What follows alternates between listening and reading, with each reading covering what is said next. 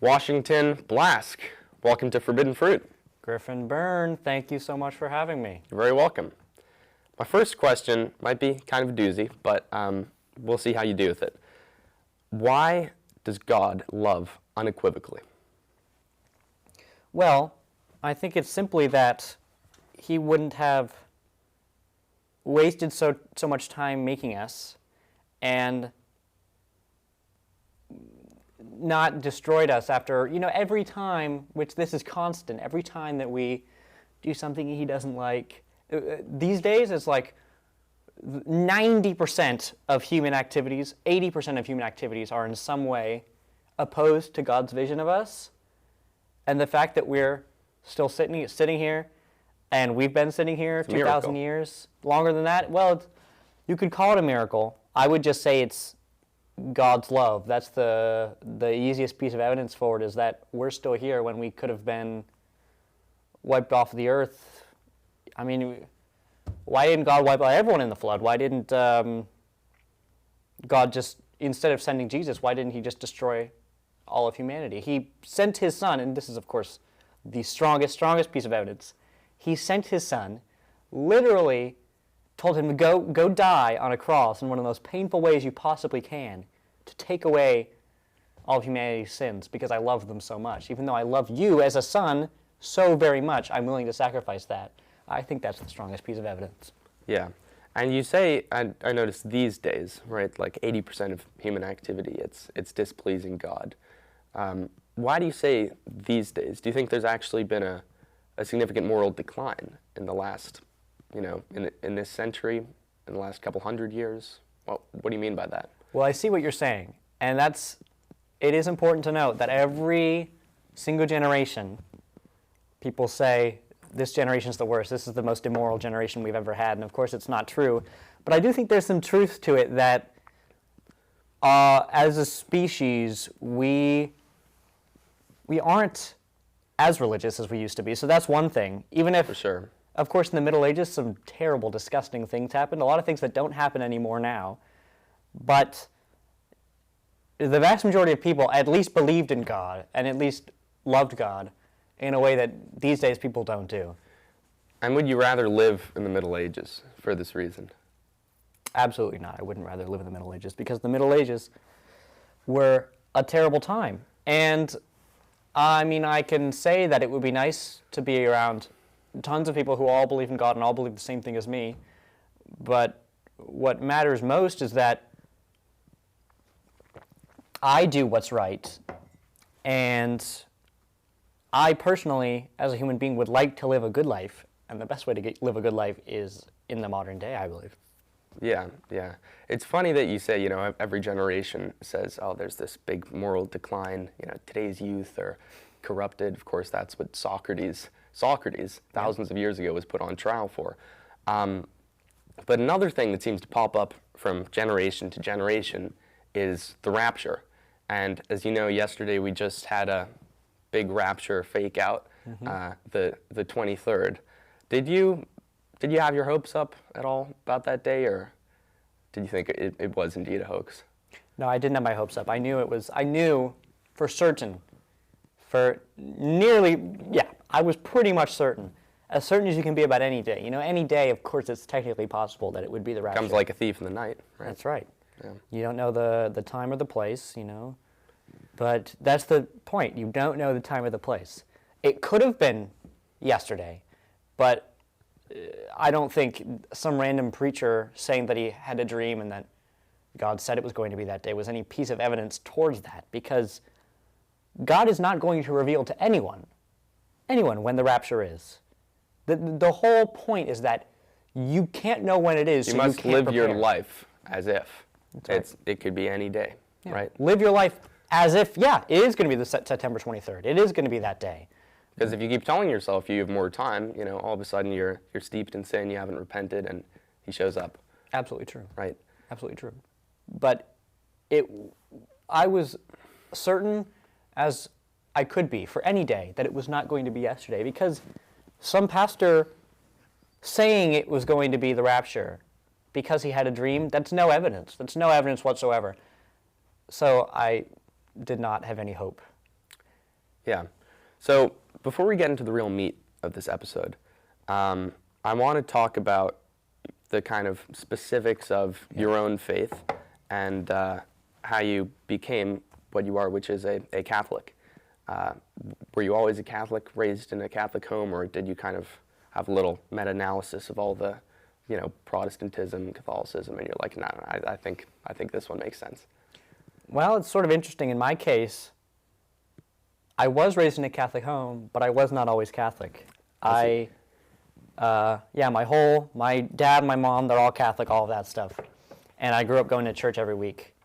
But I've always been sort of rebellious about these sort of things. So even since I was very, very young, I was like, this is stupid. I remember my mom, I don't remember, but my mom told me that apparently at one time at church I blurted out loud, how are these people so stupid? How can they believe this? Because I was just such You're like young Sheldon. Yeah, there you go.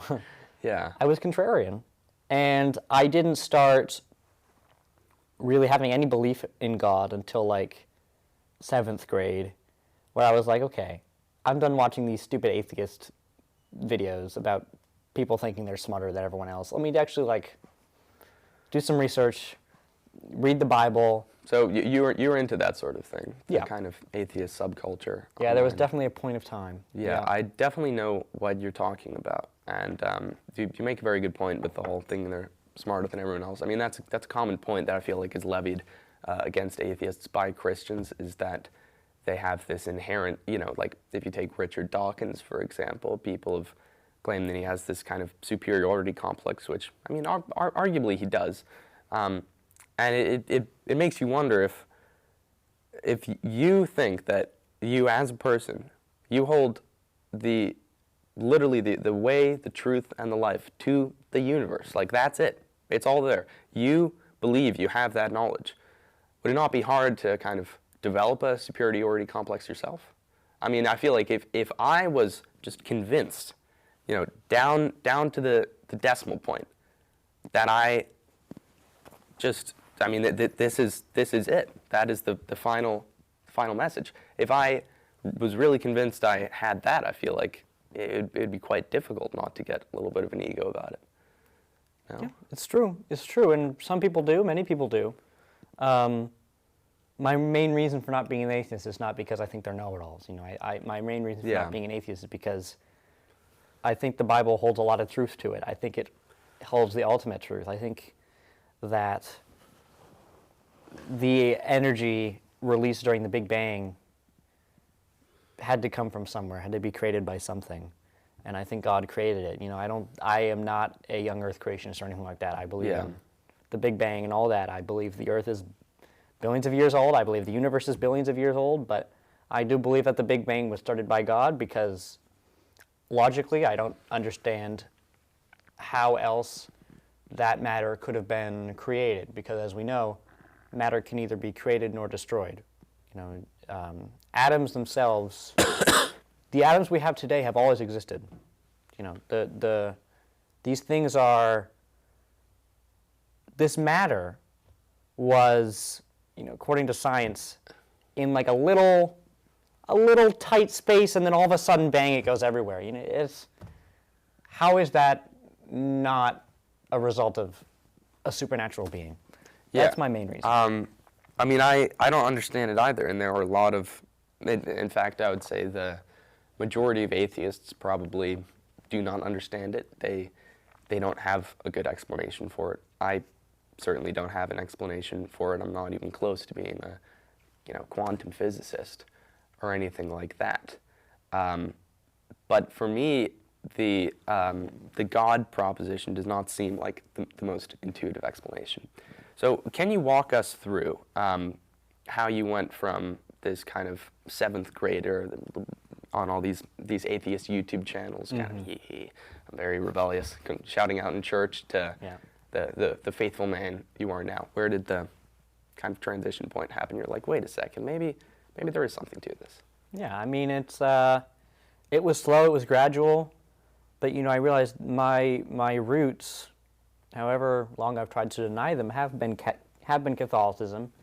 All these people in my life, and I don't consider my whole family to be idiots. Maybe they're not always the smartest people on earth, but my family, and they've all believed in Catholicism. So at that point, I was like, maybe this deserves some actual looking into. So, and the place to start is the Bible. So I started reading bits of the Bible. I started watching videos from Christian apologists. The exact opposite of a atheist YouTuber is a Christian apologist. And this started making sense. These things that supposedly can't be explained. What's the old proposition? If God exists, the best course of action is to worship him, and if God doesn't exist, you might as well worship him anyways, because Pascal's wager. Right, you're not losing anything. And of course they say, oh, what if it's an evil God? And then have you seen that argument? Yeah. I'm not as far as theistic arguments go, I'm not the biggest fan of that one. As Richard Dawkins pointed out in this famous kind of takedown, you know those clips. Someone asks, what if you're wrong? And he's like, well, what if you're wrong about the great juju under the sea, or Thor, or Zeus? And, there are all these different consequences for each one. Why believes specifically in any one of these gods when you can live your life? I mean, why do you specifically believe in the Judeo-Christian God in the Catholic sense? Where did you? Because I think there's evidence for it that there isn't evidence elsewhere. I think there are contradictions to every religion, but I believe Catholic Christianity has the least amount of contradictions compared to, say Islam, where they just assume that Muhammad, who was born 600 years after Jesus died, knows more about Jesus' life, and actually knows something that nobody else in all of history knew, that actually Jesus was faking dying. He never actually died. How would Muhammad, some angel came to Muhammad and told him that? That doesn't make much sense. And we can get into Islam later if you want, but there's... Yeah, I could have you, come on again, debate a Muslim. I mean, I'm having one on for my next episode. Oh, yeah? But, for me, there are a number of reasons that I would say I'm an atheist. Among them, I'd say is that there are a lot of contradictions in the Bible, but there are a lot of theistic people like yourself that affirm there may be, contradictions, but there must be an explanation after all. If this is the truth, if this is the way, there must be an explanation, and perhaps it's just unknown to me currently. But these specific contradictions, not only are they contradictions, but they seem to lend credence to the idea that religion really was and has always been just a way of social order, basically, and a way to prescribe laws before you had a distinct government, a way to enforce, various, like if you take warfare, for example, and in Deuteronomy, for sure, which I've been looking at lately, there's a lot of what's referred to as hyperbolic language by these Christian apologists. There's a lot of, utterly destroy them, completely wipe them out. And there's quite a lot of conquest. There's quite a lot of going in and just, as it says, utterly destroying. Not only do I find it sort of strange that that's associated with the actual commands of God, but it does seem to suggest that, it was a tribal area, a tribal time where warfare was common, where people needed reasons to justify warfare, and that is why it appears in this book in this manner. I think when you look at a lot of the Bible through the lens of, what were consciously or subconsciously the writers of this specific text trying to accomplish, I think a lot of these contradictions are instantly explained. And I don't think there is any place in the Bible that, I don't think there's any part of the Bible that doesn't really fit with the idea that these are simply documents written by humans, just like Islam or Hinduism or anything else. I mean, certainly you would have that opinion about other religions. No, we would have a similar opinion when it comes to Islam, right? So really, you think that about kind of all the other religions on earth, except your own. I know. It sounds ridiculous. Yeah, no, I mean, it doesn't sound ridiculous. But I want to get into some of what I'm talking about and give you a chance to respond. So we'll go to Deuteronomy first. First of all, do you want to give us a little bit of context on kind of what was going on at the time where the Israelites were in this great biblical arc at that point? Well, in this general time period, they are hot off the heels of escaping Egypt. Mm-hmm. Generally, they've gone through the desert. Now they've arrived in Canaan, the land that Abraham came from, and eventually his children, Joseph, moved to Egypt, and after the famine, all the children of Israel move to Egypt and eventually become enslaved, but then escape, of course, by the help of Moses. So after 40 years in the desert, they arrive in Canaan, the land of milk and honey, and other people are there that have taken what they see as their homeland, what God has guided them. God has guided them to go here. And importantly, of course, promised to, the very forefathers of this lineage, right? Abraham. Yeah.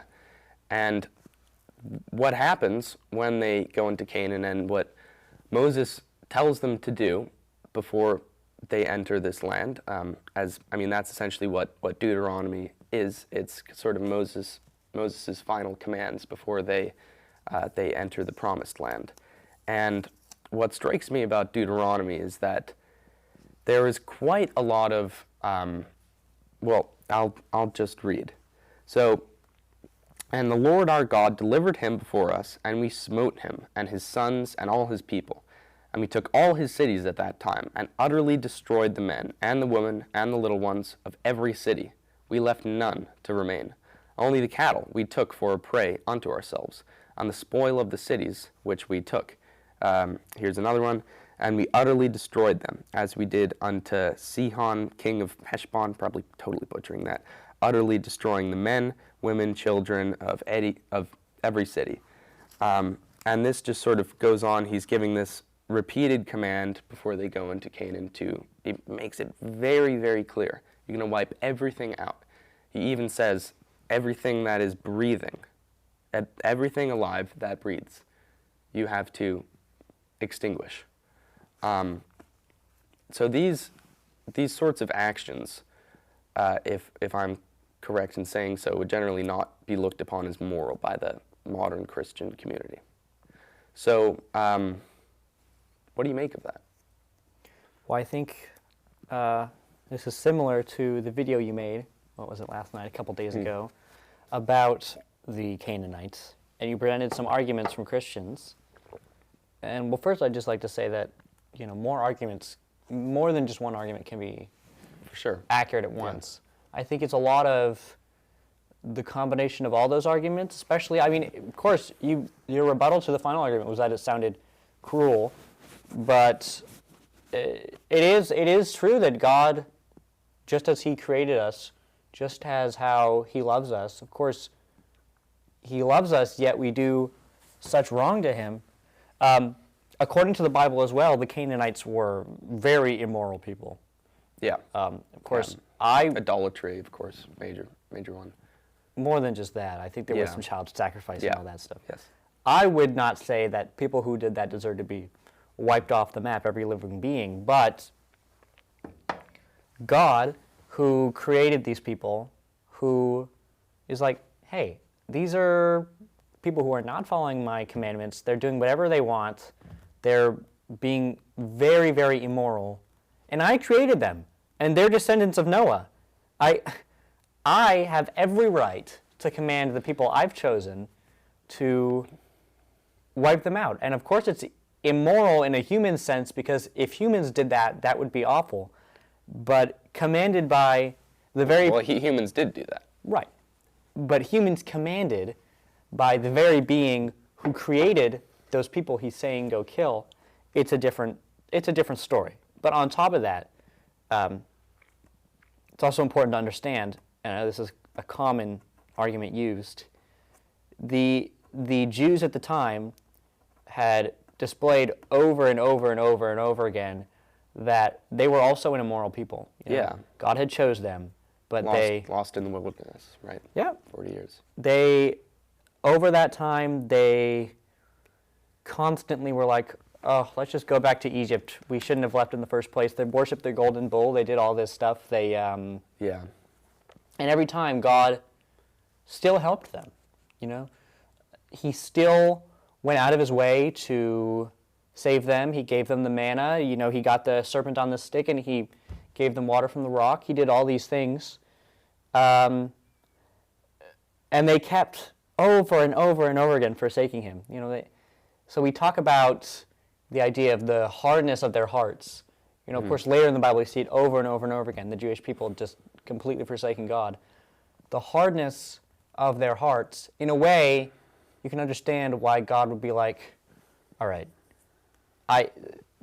do I want to do this? No, but I don't know how I'm going to be able to get through these people, really, be able to form at least halfway decent society with them, unless I allow them, authorize them to do this awful thing, because they're, in many ways, just as all humans are, awful people. That's one, and of course it's not perfect, and of course no answer to this question is going to be perfect, but that's my answer in short. Yeah, for sure. And that has always struck me about Christianity, is this notion that not only are we all sinners, but we're all awful. We all deserve to die, basically. We don't deserve the things that God is giving us. It's through grace that we are allowed these things. But what really stands out to me about what you're saying and about this passage is, you say, if humans did this, you know, it's decidedly immoral, and that is if a human commands another human to do this. But if God commands the same humans to do this, it's not just fine, it's totally just, it's right. There's absolutely nothing wrong about it, because God is incapable of doing wrong. Mm-hmm. What this suggests to me is that there really isn't any such thing as an immoral act. You know, it is just the actor, the actor. If God, you know, commands someone to go into a building and chop off a bunch of people's heads, that is not an immoral act. That was just done because God commanded it. For that sole reason, it ceases to be immoral.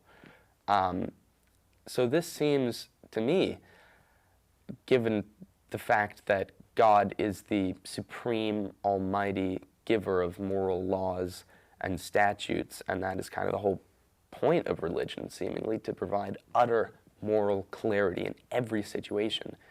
This seems to be almost a kind of like moral relativism here. I see what you're saying. Of course, Christianity does not give moral clarity in every single situation. There's so many areas where, you know, maybe the Pope will say, you know, I believe this, but there's no official church doctrine on this, so you can make up your own mind. But it's true that this could be seen as moral relativism. And I get that. I get that some of the things God did in the Old Testament are, you know, crazy to our modern human eyes. But what are we going to do? Are we going to judge the person, the being who has all power, has all knowledge, according to, of course this is according to the Bible, is omnipresent, omnipotent? Are we going to judge him because he decided to put his foot down and squash some ants? I understand that it sounds ridiculous, but you also have to understand this is something that, if you look at evil things that God has commanded, it's few And it's also all in the Old Testament. You know, when Well, he, it's the same God.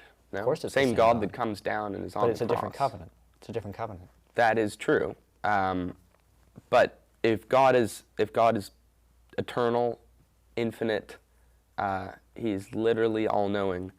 I mean, the idea is that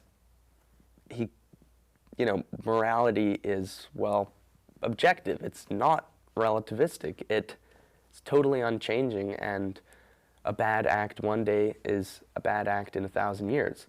But this kind of thing in Deuteronomy and Joshua and Judges just doesn't, it seems to very much reflect the moral standards of that time, which, makes a lot of sense, to me at least, because I think it was written by humans with the morals of that time.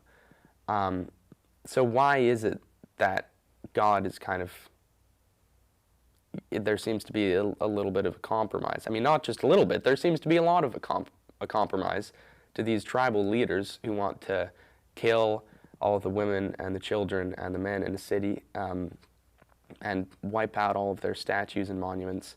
I mean, that is exactly what God tells them to do. It seems awfully convenient, It is a compromise. It's a compromise because if God didn't compromise, then everyone on earth would be dead. It takes a lot to wrap your head around, and it's difficult for me to understand as well. But God decided, he made this decision that the Israelites who constantly betrayed him and did all this stuff, he decided that he would, through them, bring about moral laws. And because it was through these flawed people, the moral laws were flawed. No one, very few, argue that the laws of the Old Testament are completely just. They talk about stoning women, they talk about slaves, they talk about things that are completely unacceptable in our modern understanding, and would be unacceptable in the understanding of Jesus. Who is God? Who is God? So does God understand these things to be unacceptable, I guess is what I'm asking. Well, to him, no, but to us, they are unacceptable. Well, you say to us. This is often the kind of thing that a moral relativist says. Well, to me, this might be unacceptable, but to the Taliban, this would be perfectly fine. I understand what you're saying. So how do you reconcile that with the supposed objective morality of Christianity? The objective morality of Christianity is that God makes it clear he was not using objective morality in the Old Testament, but the new covenant is saying, you know what? This is open to everyone. Everyone who wants to come in can come in. And if they follow my teachings, which are my true teachings, So were the previous teachings false? That if they were flawed. Well, Because he if was we're talking holding about on an imperative statement from God, Right. is that, like, I'll take you to another one here.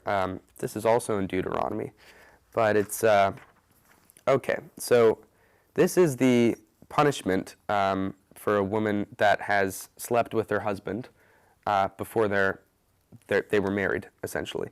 Then they shall bring out the damsel to the door of her father's house, and the men of her city shall stone her with stones that she die, because she hath wrought folly in Israel to play the whore in her father's house. So shalt thou put evil away from among you. Blah, blah, blah. If she does this, stone her. If she does this, stone her. If she does this, cut off her hand. And it says, and with your eye, do not pity her. So this seems to me is kind of just morally unacceptable behavior to enforce a certain social standard and a set of social rules that are, in fact, characteristic of the society at the time. So my question is, if God is there to tell us what is right and what is wrong, why does he come in to the Middle East in like the 12th century BC and just start telling them to do the things that they already would be doing, essentially, namely stoning people and cutting off their hands? Yeah, it's true that the society of Judea is not perfect at all. It's primitive and it's violent. But I think if you look at the wider world, you start to understand that, yeah, what they did to the Canaanites probably today would be considered genocide. But you look at, the Babylonians, they were committing genocide every Sunday. They were doing it every time they sacked a city. It was the most brutal murder you'd ever seen in your entire life. It was, compared to that, many leagues better. And of course, that's not what we should hope for. What we should hope for is that you go from stoning and acting like animals to suddenly being the most just people on earth. And well, not even the most just people on earth. No, but they're not. Be even a semblance of the moral standards that the Catholic Church claims to uphold today. I know. So, I know. And they're not, because they weren't ready for that. And no group on earth would have been willing to do that at that point, based on what God had done and based off of who those people were at that time. Well, if you were a Jew in the 12th century BC, and you were making your way up to Canaan, and the almighty, all-knowing creator of the universe, who decides your fate, comes down and says, hey, maybe let's just cool it on the stoning, all right? And also just cool it on the slavery, okay? This is just it's a step down. It's going to be a lot to leave behind, but I'm telling you that this is objectively wrong. It's not really cool to stone people and cut off people's hands for sleeping with each other before they're married. Do you think that's fine? I feel like if I was that Jew in the 12th century BC, I'd recognize that this is the infallible creator of the universe and say, well, maybe he has a point. I mean, if that is who's speaking to me, I think that's probably the first person I'm going to listen to on any kind of moral judgment. I mean, that is why the Mosaic law is given, right? It's because it's through Moses from God. And they listen to him and they make it their thing. An individual Jew, I think if God came to an individual Jew, they would be like, yes, my Lord, of course, 100%. But if God came to all of Israel, all of Judea, and he said that, I think the groupthink that is just inherent among society would not allow such a radical change. If God knew that these laws had to be enforced by people, groups of people, and these people, shaped by the people around them, the other cultures around them, I don't think the priests and Levites of ancient Israel would have gone along with no more stonings, no more chopping off hands. Even just less of that, even just a little less, or just a little note in there for future readers, maybe, that this is the moral standard now, but realistically it's going to happen, but I don't really look kindly on it. I'd prefer if you didn't do it, and I hope that we can progress towards a society where it doesn't happen. Even just a little something in the margins, but there's none of that. Every bit of it seems to suggest that this is written by someone in a strongly, strongly patriarchal, warlike, rigid culture. That is what it seems to suggest. Yep, I understand that, and it's completely correct that people should be shocked by this stuff. People should be shocked by the stuff that's in the Old Testament, because when you look at the Old Testament, and then you look at look at all the disgusting stuff that happened in the Old Testament, then you look at the parts of the Old Testament that prophesy for what's happening later, what's happening that's going to change everything. Yeah. And then you look at the New Testament where everything changes. Yeah. God says, this is what you have to do. I've sent my own son to die because you guys have been just so awful. Even my laws that I made for you, tainted so that you would be willing to accept them. You've spit on those even. And you've been so immoral. So I am sending my own son. He's going to die for you guys. He's going to take away all your sins. He's going to try to teach you my true, final, correct teaching. And then, who knows when, 2,000, 3,000, 4,000 years down the road, he is going to come again. He will judge every one of you to see if you listened, if you developed as a society, if you made that final push. And I was very, very heavily a part of your lives before my son came. And I'll still be a part of your lives after my son comes, but I won't make the appearances, and I won't have the prophets that I had before, because it's on you now. It's on you to realize what I am saying. No more hardness of your hearts. I am saying to you that you need to follow my exact complete commandments. It's a complete change. That's the New Testament for you. So we can talk about how bad the Old Testament is all you want, because the stuff that's going on there is terrible. But God, the same person, this is God's true wish for humanity. He could have just let humanity do whatever it wanted, and it would have been pretty darn bad. But he instituted some rules, flawed, but still rules that I think in some way aided the Israelites, despite all the stuff they did that was against God. I think in some way aided the Israelites. And then God sent the final teaching, the final message of what God really wanted, because he does love us. He is a loving God. What God really wants for us, he sent with Jesus, and in many, I think, saved millions of lives by giving us this new moral teaching. And not everyone follows it. A lot of people don't follow it very well, even who are Christian. I don't say it. I'm not saying I follow it completely, perfectly well all the time.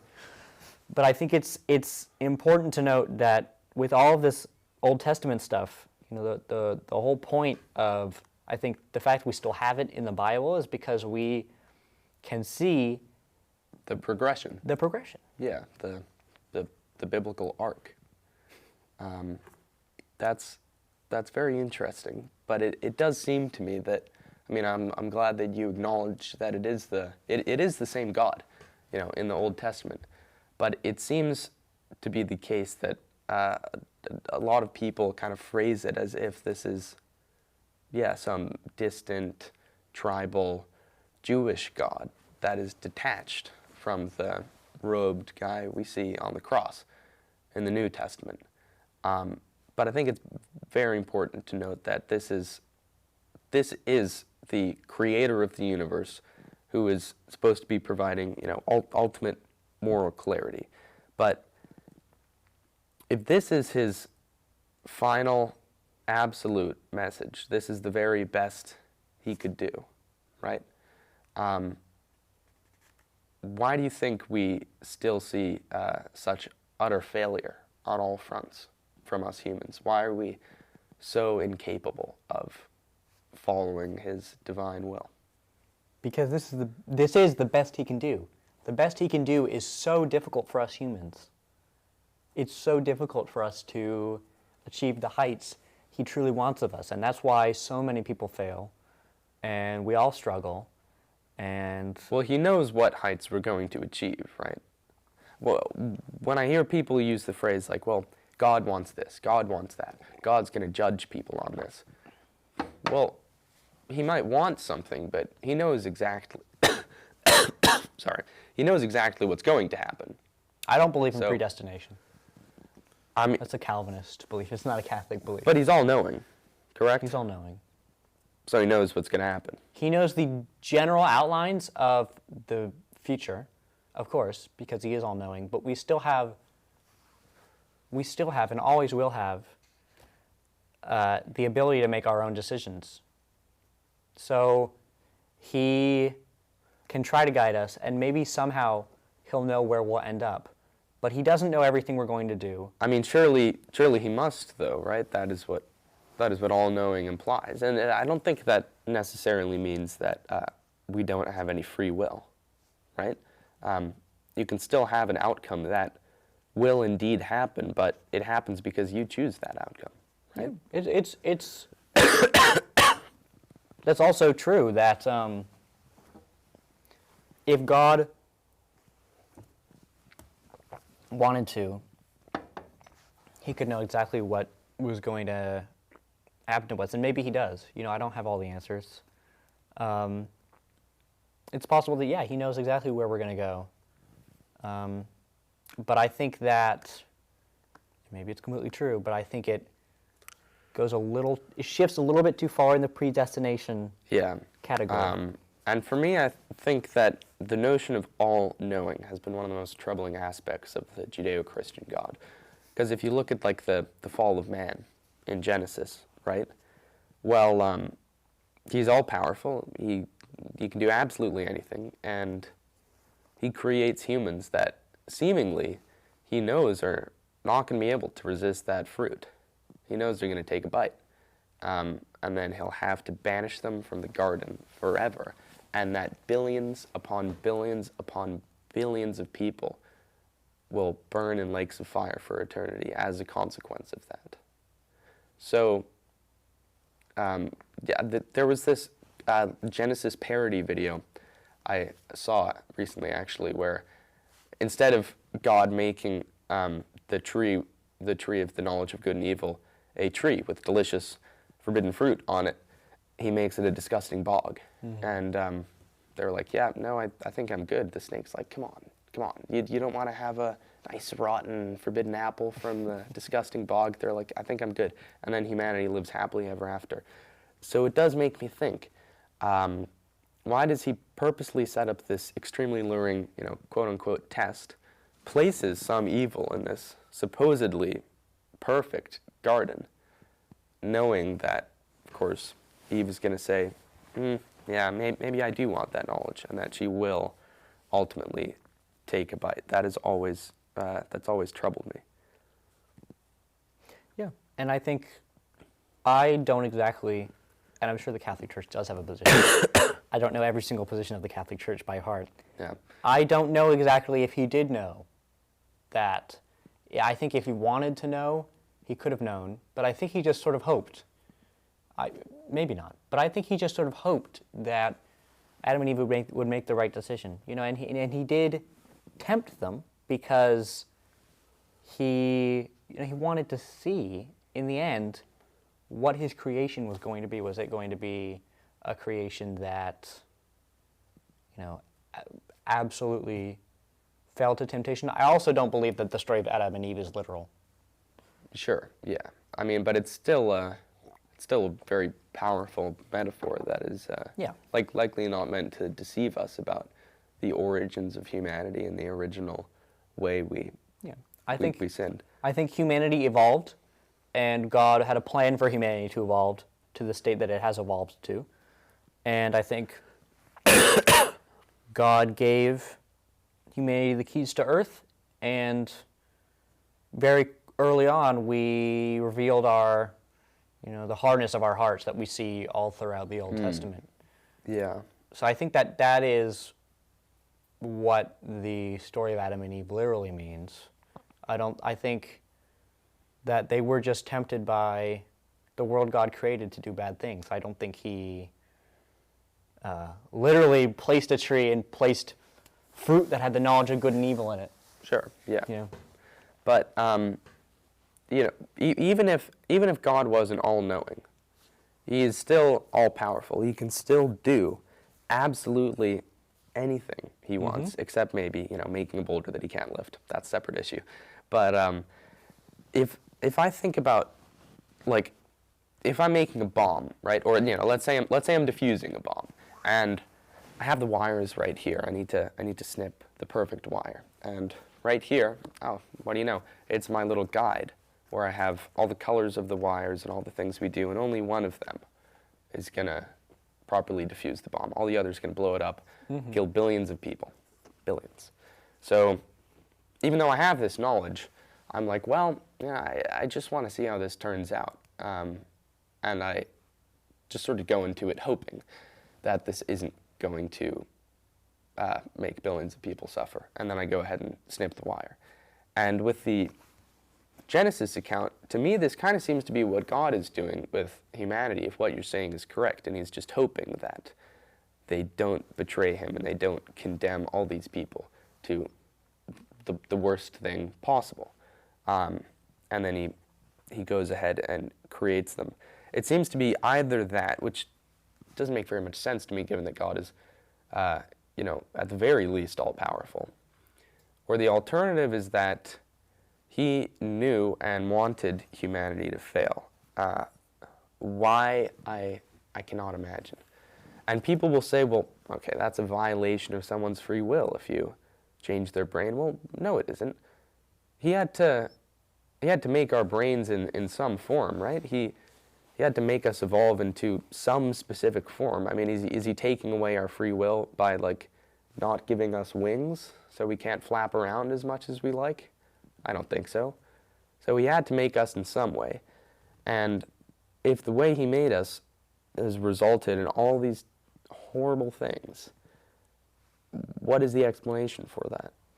I think he created people who he knew could go down either path. They could go down the path of following him, and they could go down a completely separate path of not following him. And he wanted to give them that opportunity. You go back to speaking of free will, he gave them ways they could go towards the right path, and he also allowed them, if they wanted to go down the wrong path. And I understand what you're saying, that the idea of him knowingly saying, okay, billions of people are going to go to a fiery eternity because of my decisions. I understand that, that seems so awful, but it's still him giving them that choice, and he knows that the people who do end up going down there, they, maybe it's not entirely their fault, but they didn't take that choice. And I struggle with it too. Why does he make people go to hell? I wish, it's not going to happen, but I wish he didn't make people go to hell. I'm sure a lot of people wish that, but that's the decision he made. I can't understand it, but he's so much more intelligent than I am. So for me, because I already believe in God based on so many other things, I just feel like I have to accept that. It's sad, it's awful, it's scary, but I just feel like I have to accept that. Do you take a literal account of hell? I believe hell exists. It could be darkness, it could be fire, it could be torture. It's bad, though, right? I think, yeah. Who knows exactly how bad, but it's bad. Yeah. Just out of curiosity, I feel like if I was under the impression that certainly in Cambridge, most of the people I interacted with are, if they don't get on the program, namely this program, they are going to suffer the worst fate imaginable. That's what's going to happen to them. I feel like if I truly believed that, I would be just spending every waking minute dude, look, just put this into your hands, read a couple passages, please, I do not, there's, to me, there doesn't seem to be really anything worse than infinite suffering, right? So how do you grapple with that fact that all these people who are, seemingly maybe just as morally flawed or as morally virtuous as you are going to suffer this awful fate? Is there anything you can do about it? Do you try to do anything about it? Well, first, it's important to note we don't know who's going to go to hell, and we don't even know. God said, it's as difficult for a rich man to get into heaven as it is to pass through the eye of the needle. He says all this stuff about how difficult it is to get into heaven. We don't know the exact way that heaven and hell work. We don't know maybe as long as you have some belief in God and you're generally a good person, you easily are able to get into purgatory. Mortal sins are something that, of course, Catholics have the belief in mortal sins, but that, Blasphemy against the Holy Spirit. I guess that would be one, yeah. But what constitutes repentance? Maybe it's much less than we think. As long as you have some understanding at the end of your life that you've made mistakes, and that is kind of the Catholic view that if you do repent, even if that's the very end, and you've done so many terrible things, that's pretty generous. Yeah, you can be like, technically, according to, I don't think Hitler did this, but according to Catholic beliefs, if Hitler truly, genuinely repented and confessed of his sins, well, actually, that's a bad example because suicide is a mortal sin. But let's say Joseph Stalin. If he truly, genuinely repented of every terrible, disgusting thing he did, which I don't think he repented, if he did, he would be in heaven right now, if not, purgatory or whatever. So it's really incredibly generous, some of the stuff that God does. But I also think that you're right. Every Christian should be doing more. I should be doing more than I am. And I hope later in life I work up the courage to do more than I am for Christianity, for spreading the word. But I also just think that in order to not just be totally depressed every single day of your life, you have to sort of compartmentalize the fact that, at least some people you meet are going to end up having a very, very, very rough eternity.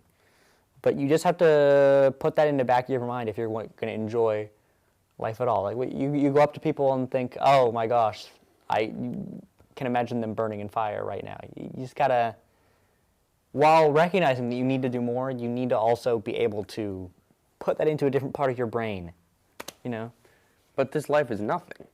I mean, certainly it seems like nihilism on the face of it is the opposite of religion. But at least when I think about it, if this is the only time that I spend existing, these seconds are like infinitely meaningful, right?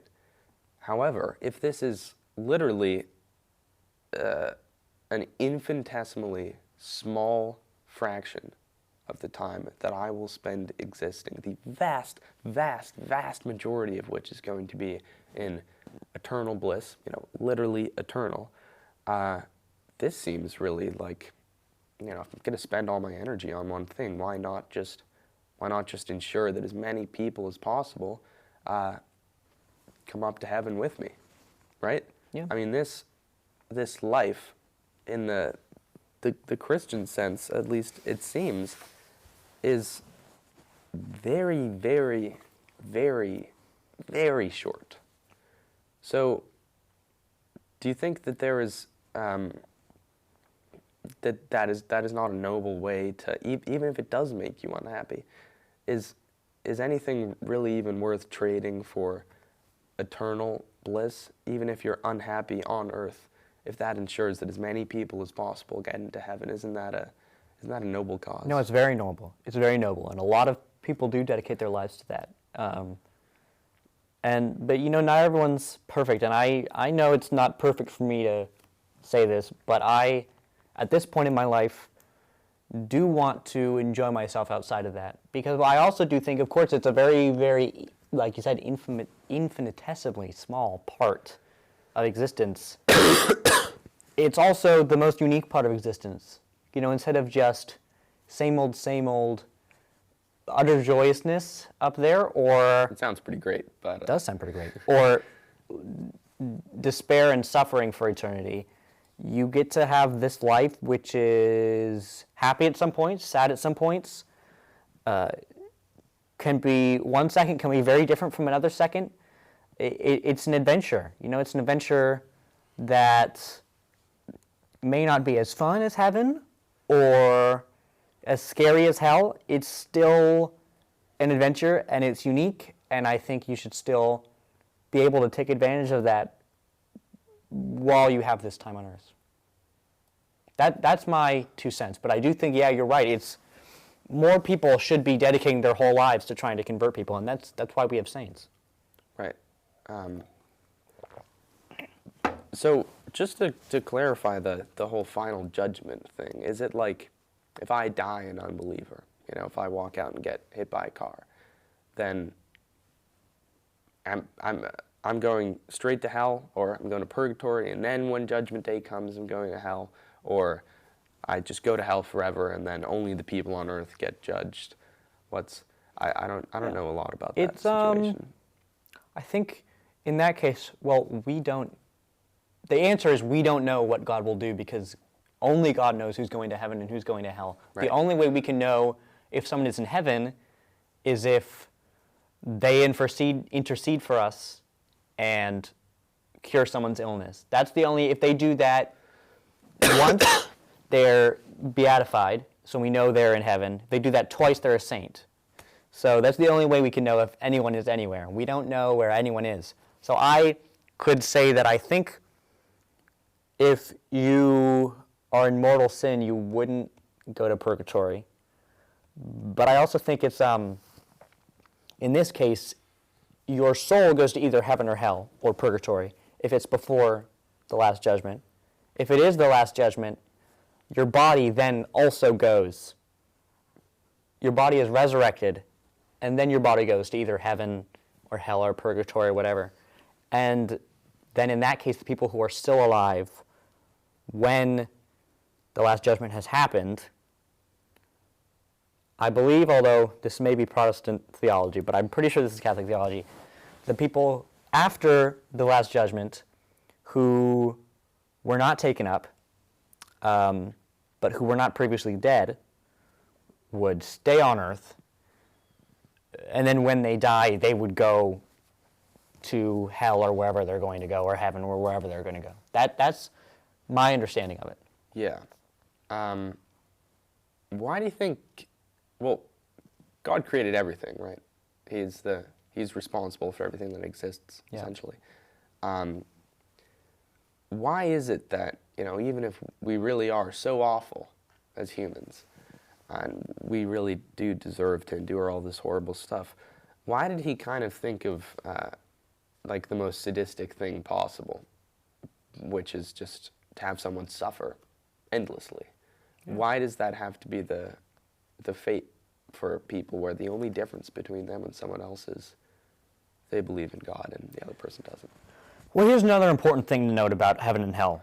God did not create hell. It's just that you can only be with God in death if you served him, if you worshipped him, if you truly loved him. That's the only way physically possible you can go to heaven. It's not like God is saying, all right, I am going to choose you and allow you to go into heaven. It's about whether or not you really fully, completely love God, and the only way you can fully, completely love God is if you follow his teachings. So hell is just the absence of God, which is evil. And within evil, there is suffering, there is death, there is violence, there is so much terror. God did not create hell. It's just that the absence of God is evil, and evil created hell. Why does he refuse to reveal himself, seemingly, as he did to Abram, as he did to all these prophets, which, in my eyes, were very lucky, because now they know for sure. Yeah. I know. They know for sure what path to follow. I mean, they were literally told it by himself. Why does no one get that same treatment today? He does appear sometimes. Rarely. He does still appear. And the people he appears to are supposed to, in that case, go out and spread it. Go out and spread a thing he said about something they should do. He can't just appear to everyone, though, because if he appears to everyone, there's no free will still. It feels like he is taking away free will. Why would he Did he violate Abram's free will when he appeared to him and said, "Your descendants are going to be as numerous as the stars in the sky"? That doesn't seem to be a violate. If I have created if I've genetically modified all these people and I keep them in a lab their whole life, they're trying to figure out, man, why am I in this lab? Why am I here? Was I born? Am I somehow violating their free will by stepping into the lab and saying, guys, you know what? You're actually all grown out of test tubes. Yeah. That seems like giving them the honest truth. It's a fair point. It's a fair point. But what I agree that probably free will is not the right word to use there. But it's the fact is that God did reveal himself many times, and his biggest reveal was when he walked the earth in the form of Jesus, the Son.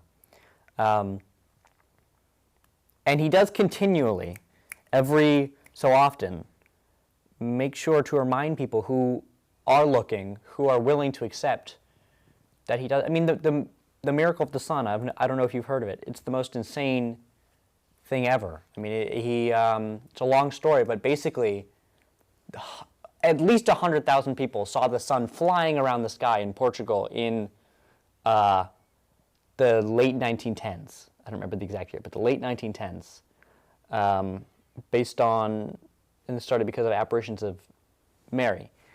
So he may not reveal himself to the entire world, and, maybe I don't know exactly why. But for people searching, for people looking, people who are trying to find it, he has revealed himself, or has revealed people surrounding himself. Yeah. For a very long time. Yeah. Okay. Well, I think we have to be wrapping up now. But all right. That was a really good discussion. Yeah. Thank you so Griffin. much for coming on Forbidden Fruit. Of course. Anytime. Yeah.